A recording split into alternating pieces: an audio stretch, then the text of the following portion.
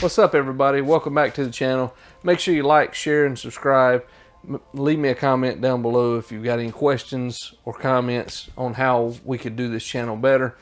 Question of the day: what do you think it's going to take to get this motorcycle completely finished? Yeah, I thought you'd get a chuckle out of that. So we're back here working on the Britt Brat. This is part 2 to the series Britt Brat Restoration.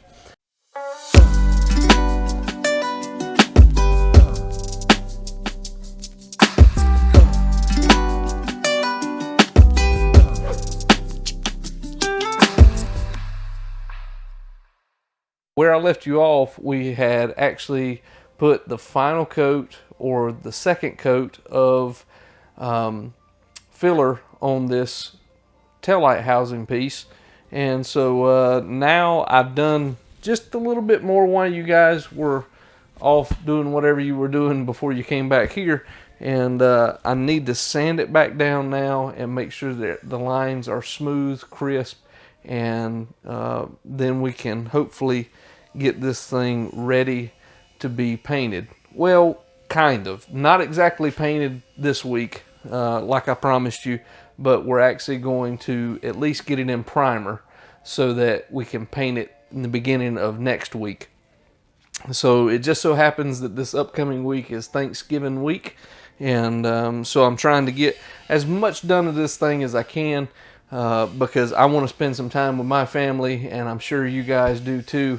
So follow along with me as I sand this a little bit more, and then I'll bring you in and show you how we prime it with some 2K primer, and we'll see what happens. So if you remember from last week, I've still got my paint paddle here, my paint stir stick that I use to give me a nice smooth flat surface in order to sand with. All that does is to make sure that the surface is even whenever I sand. So what I ended up doing, let me get you guys caught up a little bit. I ended up taking this cap off and actually taping up this bottom section and filling this bottom section, filling this top section on this cap. And where I put the tape, that ended up creating the line that I wanted it to have, the cutoff line. And so once I filled the top half, I ended up sanding it just a little bit, taped it up, and filled the bottom half to meet it. And now I have actually done the exact opposite again and filled the top half. There's a lot of back and forth whenever it comes to body filler, because especially on a custom piece like this, there's a lot of dips and waves and all kinds of stuff that you want to get out and make sure that you have perfectly smooth, so that whenever the customer sees it, all they see is the finished body line that you want them to see. So like I said, I'm just going to go back and sand this. As you can see, or I'll bring you around, as you can see here, I've actually filled quite a bit in this area right here. It sticks out quite a bit, and so what I'm going to do is I'll end up sanding that smooth, and that will actually be my straight line. And even though it doesn't look completely straight the way that it is now, it will become straight by the time I'm finished with it. So let's see if we can sand a little bit more on this thing.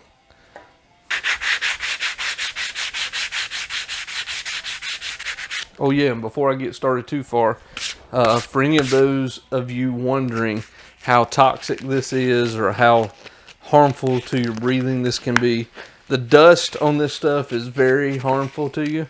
So don't do like me. Make sure you wear a mask. Make sure you wear some kind of face covering to keep all of this sanding dust out of your lungs, because I can promise you from experience, it will cause some respiratory issues, and it will cause a little bit of congestion, and you probably don't want that. So if you're doing a whole car, it's a little bit of a different story than just doing a small piece here and there. So I'm not wearing a mask just so I can talk to you guys a little bit freer. But after 2020, most of us are used to wearing masks by now. If not, like I said, they just make the N95 mask, the dust mask, believe it or not, that you guys have been screaming and trying to get your hands on for 2020, the year 2020, and this whatever this is the same type of mask that I've been using pretty much most of my life whenever it comes to sanding things, just to keep all those dust particles out of my lungs. So a little here and there is probably not going to hurt you, and believe it or not, some of the stuff that I've had in my life so far is probably a lot worse than this. But always wear a mask. Be safe whenever you do this. Don't be like me. So another good thing that you want a good habit to get into whenever you're sanding something like this, like I said, is I'm following the contour of this piece. This piece is round. I want it to remain round. I don't want it to be a flat or octagon shape. So if I continue to sand in one spot constantly, it's going to produce a flat spot in that rounded shape. So I'm constantly rolling my sandpaper back and forth over and over so that I keep that nice round smooth shape. Another thing to keep in mind is that you don't want to go in one direction all the time, because eventually you will get all of the low places out in one direction, but there will still be low places in the other direction. So that's why we do what's called a cross sanding. So I will start going one direction, and then I will switch up and go the opposite direction. Think of like 90 degrees off, like a plus sign. So you want to sand in one direction and then go back and sand in another direction.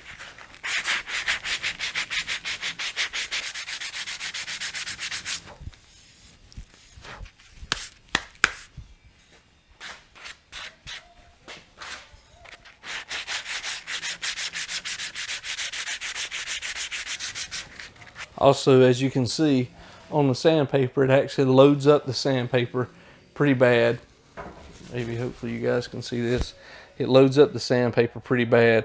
So you want to make sure that you wipe it off or clean it off ever so often, just so that the sandpaper can do its job.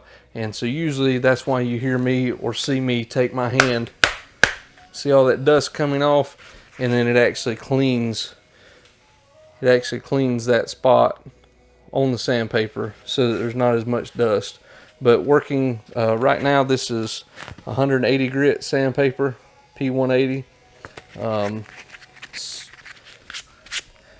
Usually 180, 320 is what I end up using for my final sanding that I do before I'm ready for paint or primer. But right now I'm just kind of roughing this in and getting it kind of smoothed out as best as I can. So that's why I'm using the 180. Just make sure you clean the paper and flip it over ever so often so you have a fresh piece.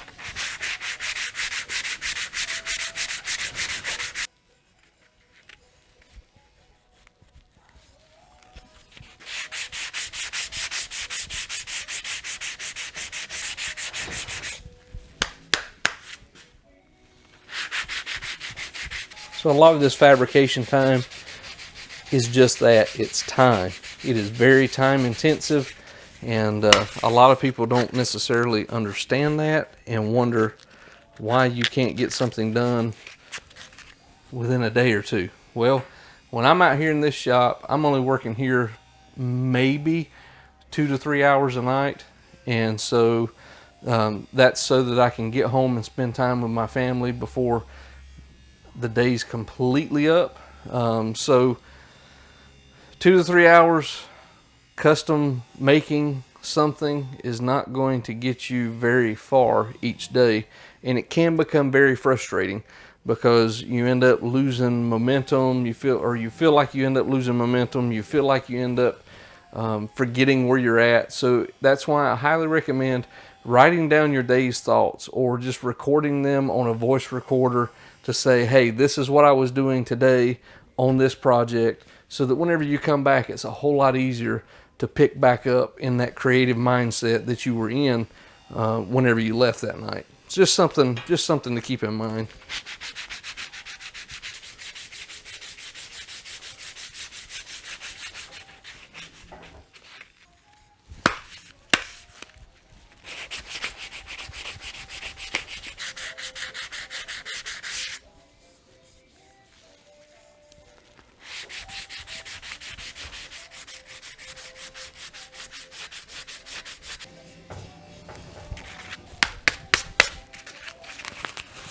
Now, as your sandpaper becomes more and more worn, it will begin to load up more and more frequently. So that can kind of tell you when you're about ready to change paper out, change pads, pieces of sandpaper, whatever you want to call it. So pay attention to what your paper is telling you. You know, you can actually feel with your hands, with your fingertips. As you start to do body work, your fingers and your hands will be your most valuable asset, because they can feel the smallest, most minute changes in textures, in variations in the panel. So learn to trust your hands over your eyes, because your hands will sometimes feel something that your eyes won't be able to see. And so you can learn a lot just by feeling of a piece and actually closing your eyes, so you take that out of the equation and just begin to feel it, and you will be able to feel the low places, the high places, and the places that just aren't quite where they need to be. So a lot of this has come down to it's about feeling. It's not about sight necessarily. But again, we still want to do something that's pleasing to the eye, but at the same time, if it doesn't feel right, then the eye is not going to be pleased by it most times.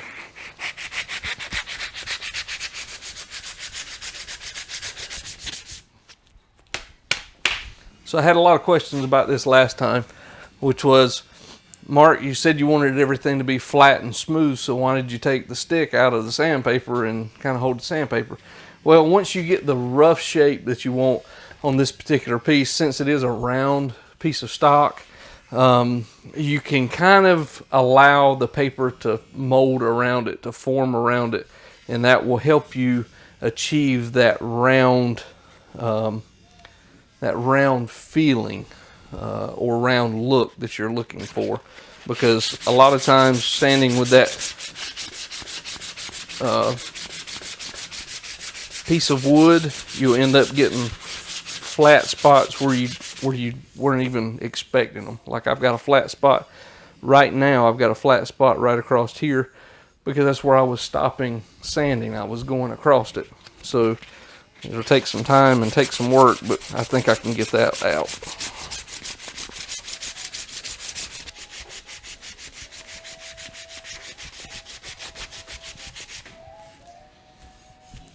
Alright, so we're actually getting there where we need to be at.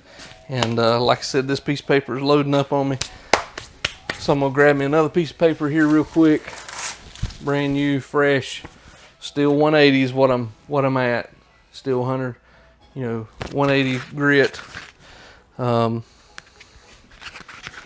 we'll go back to it.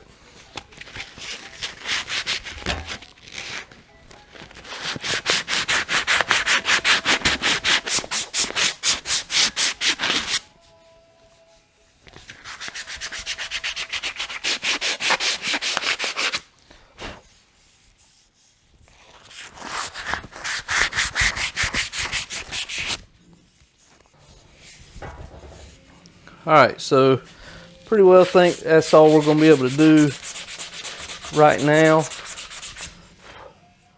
for this. So I still have some areas where this thing is not quite where I want it to be. And like I said, that's okay.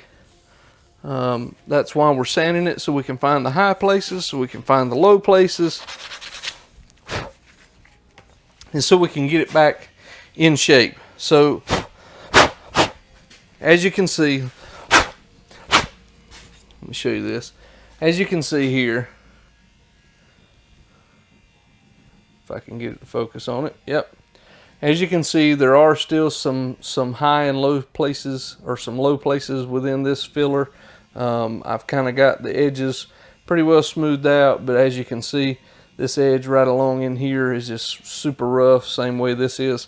So I need to fill these edges here so that they are smooth and flat, so that whenever they seat up against this edge here, they're the same way. They're smooth and flat. Now, in doing that, this edge here is also rough, so I need to take care of it first. And so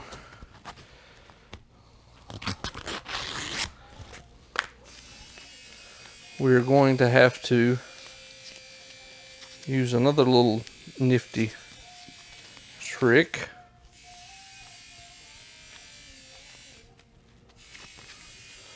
So that we can get it flat. And sometimes it's just a matter of finding whatever you have that's flat enough so that you can get a flat surface. So right now I currently have a razor blade in this, a dull razor blade. Don't be stupid and get a super sharp razor blade. I don't want you to cut yourself. But I've just got it folded over the razor blade a couple times so that it gives me a smooth surface that's hard, rigid, that I can push down on this thing here. You'll find yourself making tools more than you end up buying them, because there may not be a tool out there that will help you achieve whatever you're trying to do, but your mind will allow you to figure that out and make one. So don't ever be afraid to be creative enough to make your own tools or make your own sanding blocks, because I promise you, people have been doing it for many, many years in the custom world, so that it'll help you be able to make it your own and be able to fit for the actual piece that you're working on. And a lot of times it'd be better than the $100, $200, $300 tool that somebody has said, you know, oh, this is perfect for it or whatever. Now let's see how this thing lines up. Okay, so this thing here is set for certain orientation, a certain direction to be put on this particular motorcycle. And I'll tell you, that doesn't look, coming from where we were originally at, that does not look bad at all. And I'll pick you guys up here and show you here in just a second.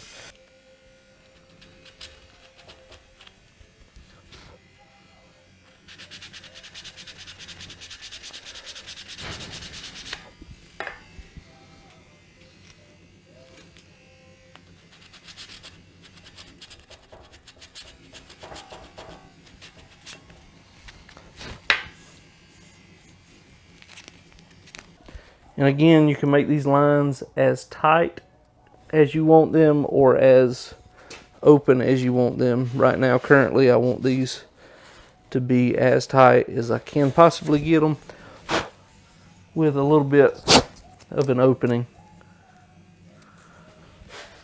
I'll tell you what, that's not looking bad, guys. Especially not, like I said, from where we were coming from originally. I'm kind of digging those lines. Like I said, you can now granted, guys, here's the deal, okay? Let me talk to you for a minute. Here's the deal. So the lines are not going to look straight. They're, as much as I've tried to make them straight, they're not going to look straight. But I just want the gap, which is what's where the two pieces meet. I want them to be as flush and as small as possible. And originally we started with gaps that ranged anywhere from, you know, that big all the way up to, well, that big. And so they varied as we went around, but I've pretty well got them to where they're pretty close. They're not 100%, but a whole lot better than what they were. The bottom side on this particular motorcycle hoop here is actually a little bit better than the top side. But I'm not really worried about the top side because the seat will hide most of this, but it's still better than what it was originally. So let me take you guys in a little bit closer and show you what I'm talking about here. So as you can see, this line all the way across here is what I'm talking about. And you can see that it pretty well meets up quite nicely on that line. And it's not so big, because before there was a big gap down here and then there was a really big gap here. You can actually see where the filler actually filled it in a little bit. So that's all I wanted. I just wanted that to be filled in nice and smooth so that it's good, kind of looks halfway decent. Looks like it was made together. That's the goal, the ultimate end goal for anything that we're doing here, is that it was made together as one piece, not just made together kind of sort of, but made together as one piece. And so if you can get it to where it is made together as one piece, then the average person is not going to know any different that you made it or fabricated it or manufactured it in some way. So that's all that we're doing right now. So I've got a little bit more to sand on the frame on a couple more places, and then I'm going to get the primer mixed up, and I'll bring you guys back whenever I get the primer mixed up. All right, ladies and gentlemen, here we are. I think I've got everything prepped, ready to go. I still need to wipe down the entire frame with lacquer thinner, prep saw, grease remover, and then we should be ready to prime it. So let me show you what I'm going to do, what I'm going to use for the primer surfacer. This is just some that I had laying around the shop. It's not really a big deal, but primer, the difference between just standard primer like Krylon spray primer that you get at like a Lowe's or Home Depot, that stuff will keep metal, bare metal, from rusting, but it does not build up on the surface. So the surfacer primer that I use here in the shop has a high build property to it. So meaning the more coats you put on it, the more layers actually get put onto the piece of metal. So that allows you to sand it back smooth, and any little rips or ripples or imperfections that you have on the surface will then be smoothed out as long as you sand them with a proper tool. Yeah, that's what we're going to call it, the tool. You know, that flat piece of stick that I had, paint stir stick, or a flat piece of metal if you've got one, or really guys, they make a foam rubber block that is flat on one side and kind of squishy.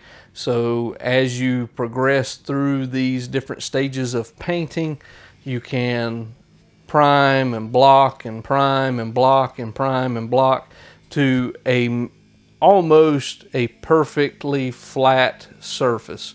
And I say almost because there's always that chance that there's a ripple that you missed, or a dent, or a dip, or something that you missed, and you can actually use this primer surfacer to your benefit to see those dips and ripples and different things like that. So I'm going to show you what we got, then I'm going to take you out front to the main shop. Pops is out here buffing some chrome on a buffing wheel. I may get you a couple shots of it just so you can see it.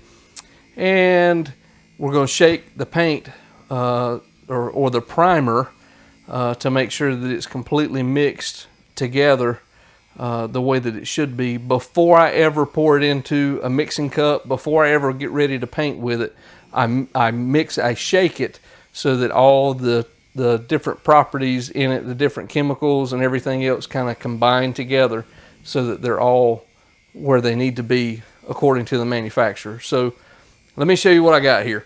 So as you can see, I've got some, ouch, if I can quit pinching my finger here. I've got some Refinisher Collection primer surfacer here, RCP 50. And if 9 times out of 10, if you will look on the can, by the way, this is the activator for this. That's why they call it a 2K. If it was a 1K primer, it would be direct, ready to shoot on, straight out of the can. No mixing necessary. You just pour it out of the can and spray it, and then put it back, put whatever you didn't use back into the can. A 2K primer like we have here is a part A and a part B. And so whenever you mix part A with part B, there is a certain amount of time that you have before this particular product hardens, and so therefore you cannot put it back into its original container, because if you do, that will spoil the remainder of the container. Alright, so as you can see, like I was telling you before, on this particular can you can see the mix ratio of 4:1, and it will actually tell you what the actual additive is or what it needs to be. And so it also give you instructions on dry time, how many coats you can actually put on it, what you can do with this. Oh my gosh, guys. Okay, so I've been having trouble with the card, so I'm going handheld, the memory card in the camera. I'm going handheld right now just so you guys can see. And like I said, sorry for all the hassle or whatever, but let me go out here, see if we can find pops.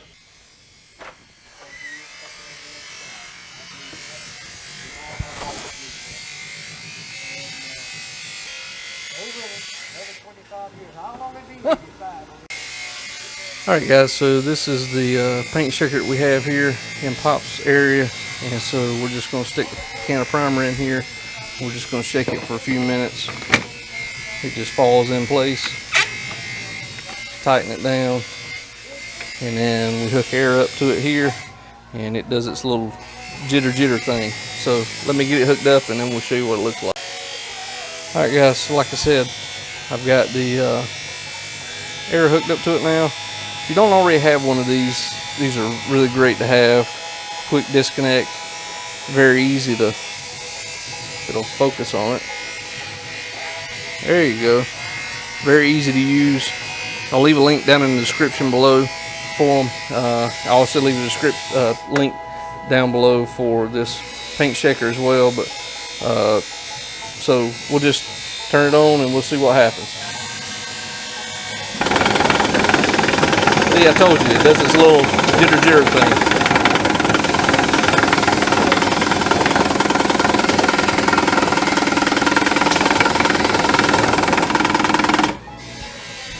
So we don't have to do it for very long. We just want to make sure it gets thoroughly mixed. And so what we'll do, it's harder to do with one hand than what you would think. Just turn the can completely upside down. Tighten it back in.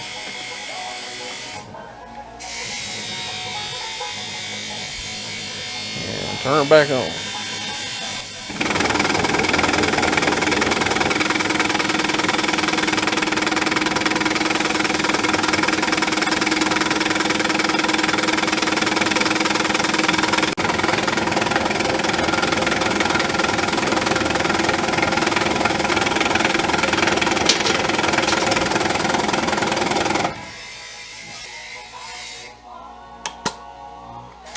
Here's what we want to do. We want to stir this here up even more because it's only shaking just a little bit, and I want to make sure that I get it completely stirred before we go and try and put any of this on anything.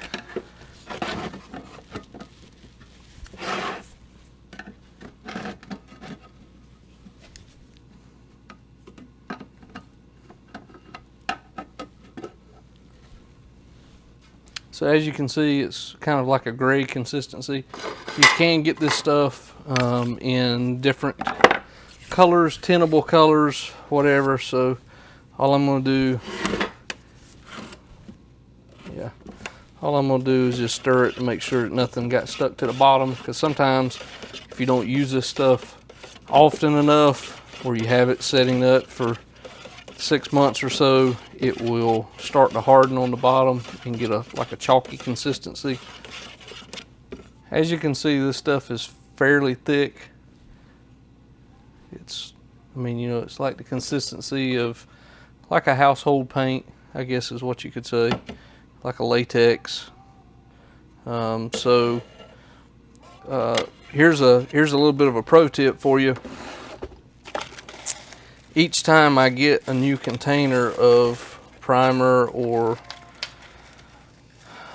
any paint of any kind, all I do is I take a screw or a nail, whatever you want to do, and I go around the inside of the rim and knock a couple holes in it, so that way whenever I pour the paint over out of that particular area, any excess paint that gets around the rim, I can use my paint stir stick just to kind of drag it back into those holes, and it will leak back down into the can. Now the rim, the lip on this particular cap here will seal those holes back up. Make sure you poke holes in that general area. You don't want to poke them outside of it, because if you do, whenever you go to shake it, you'll end up having paint all over the place. So it's just a common sense tip for those of you that have never painted or have never poured paint or have never had trouble pouring paint. I'm not one of those people. I've always had difficulty pouring some form of paint. On this particular cup, let's see if I can get it to focus on you for it. This particular cup, you've got 4 to 1 to 1. So that means in the first column here, it'll be 4 parts all the way up to 8 times that. And then for each one of these 1 parts, you will add your activator up to the next corresponding number. So if I'm on 1 part here under the 4, then my activator is going to be under the 1 on the part 1. Does that make sense? These cups are really great to have because there's all different kind of measurements. You can find these at your local auto parts store or local big box store, Lowe's, Home Depot, things of that nature. Even Amazon's got them. Matter of fact, that's where I got these last set of cups right here that I've got. They're a little bit smaller, but I'm gonna go ahead and use these here that I already have. So I'm gonna go to 4 to 1 right here, and we're gonna pour probably about four parts under the 4, and then we're gonna go up to the 4 on the actual activator. So here we go.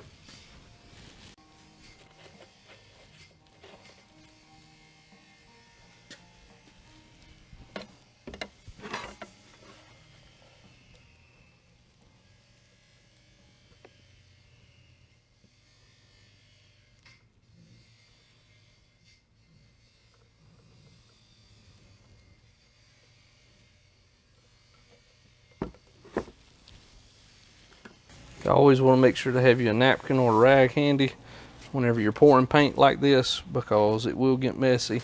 And I'm gonna go grab me some paper towels and I'll be right back. Alright, so as you can see, I've got 4 parts under the 4, and I'm going to go with the activator, which is here. I'm going to go up to the 4 mark under the first one. So if it's really hot outside or there's high humidity or something along those lines, you may want to use some reducer in the mix, and all that's doing is that's just making sure that the paint has enough time to completely cure and flash off like it needs to in order to properly adhere to whatever you were painting. So for our particular instance tonight, it's probably, I'd say probably 65, 68 degrees out here tonight, because we are in the fall season and it's not really that warm, so we won't need any reducer. So the activator is clear in color, and so like I said, I'm going to be pouring up to this first 4 right here. So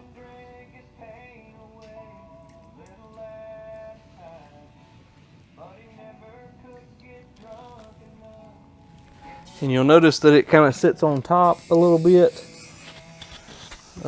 because it is clear, but once we mix it in, you'll notice that it becomes the same color as the paint itself.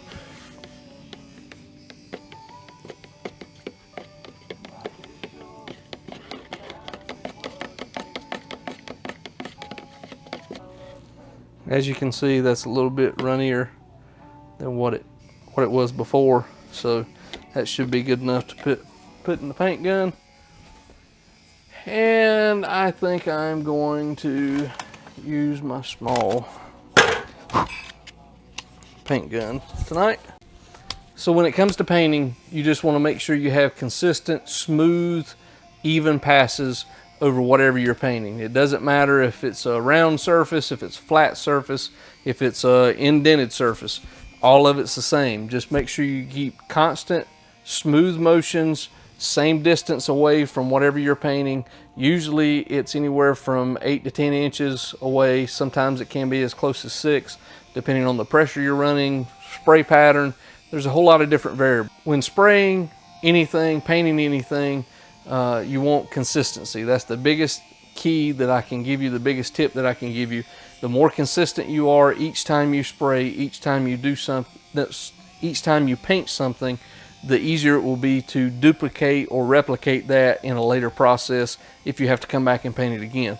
So I'll try and link some, maybe a playlist of my own of a couple different videos of how to set up the paint gun, how to get everything ready to be painted, all of that. But tonight I'm just wanting to kind of get this frame in primer, and I still need to wipe it down with prep saw, grease remover, whatever you want to call, and that way I can be ready to spray it. So as I get ready to paint this thing tonight, just remember, consistency is the key. If you're not consistent with your paint work, you'll never be able to duplicate that or continue to do it on the same scale as what you're doing now. So consistency, consistency, consistency. Did you get that? Consistency. So I'm going to wipe everything down with grease remover, and then I'm going to get ready to go ahead and spray this thing, and I'll show you wiping down, and then I'll show you the after effect of it, what it looks like after I get everything sprayed, so that you guys can look at it and see for yourselves.